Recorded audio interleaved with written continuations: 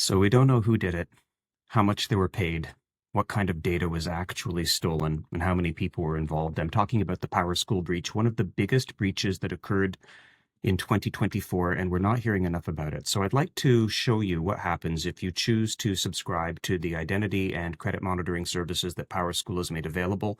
Why? There are 3 million of us in Canada, 60 million worldwide that we estimate have been affected in the PowerSchool breach, and the kind of data that we believe has been stolen not only include student grades, but information about student behavior, records and notes that may have been put in that could be personal, medical, financial, even safety related in nature. So we need to take this kind of thing seriously. How do you take advantage of what PowerSchool is offering? There are two services that they've made available. One of them is TransUnion's credit monitoring service for those who are age of majority, and the other, which is available for any student or adult, is the identity monitoring service from a company called Experian. How do you sign up for that and take advantage of the offering? And how do you use a free service if you weren't impacted? Both are worthwhile. Let's take a look at what you get.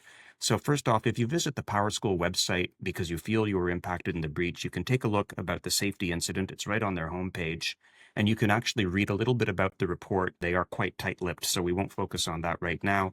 Instead, I'll just show you that if you scroll down, you'll see some information about being able to subscribe in both Canada and in the United States. And the Canadian offering, as you can see here, includes a code to sign up for Experian's identity monitoring service.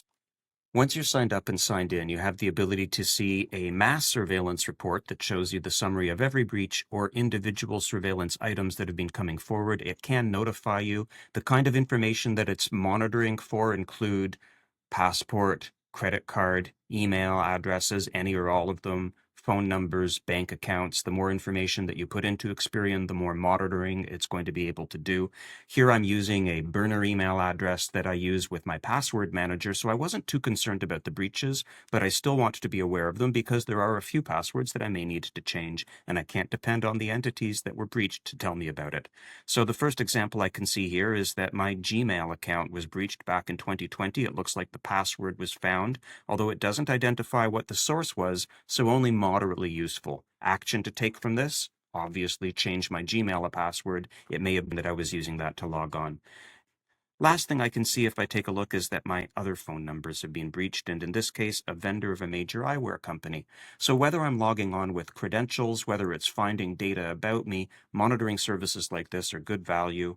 The free versions provide you this kind of capability. The more advanced versions are going to go deeper and provide you with some degree of insurance in the event that you suffer from identity theft.